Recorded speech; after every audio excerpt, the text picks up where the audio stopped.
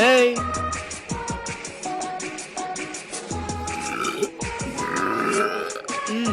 How's that for Aristophanes?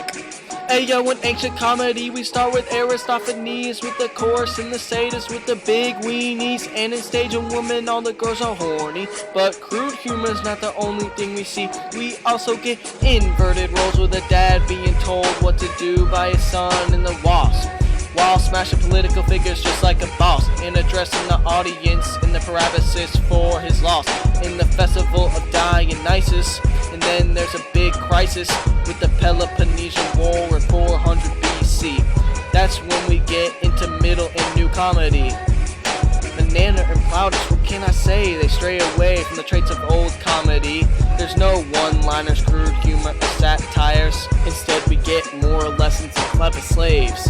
A comedy of errors is what the people crave, with mixing up babies and confusing names. That's why in Bacchus and the Brothers there's comedic interplay, and now we're still reading the plays today. But on to Roman comedy, where you see works by Terence, and when it comes to the typical prologue he ain't caring, wearing emotions on his sleeves, calling out Menander and Plautus for being thieves and taking other people's plays. But that's a whole nother story.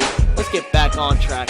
Cleverness is something that Terence doesn't lack, creating plot lines that no one can predict, and constructing marriages that at the time won't fit. But with the flick of the wrist we see a plot twist, which provides for a happy ending.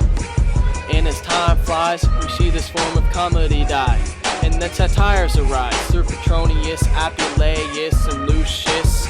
And just like Aristophanes' form of humor is carnivalesque, which is the best when the author doesn't express what they think. They just pick a target and go with their instincts.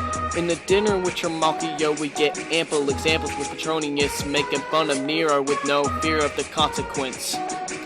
And allusions are abundant, but the references to Homer are kind of redundant. But Lucius doesn't care in a true story, where he parodies the Iliad and the Odyssey. Now let's analyze what makes all of this stuff funny. The theories of incongruity, release, and superiority can all be found in ancient comedy, or your favorite shows on TV, and even in the movies. Different forms of humor are everywhere, and if you weren't aware, then you can thank me, homie.